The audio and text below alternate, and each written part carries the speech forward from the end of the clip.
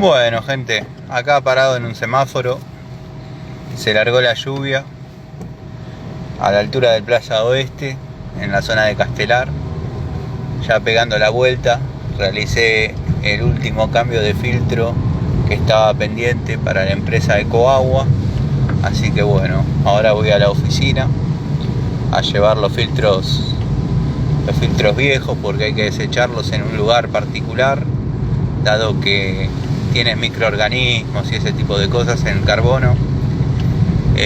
Y bueno, a terminar el día. Se largó con todo feo, está lloviendo bastante.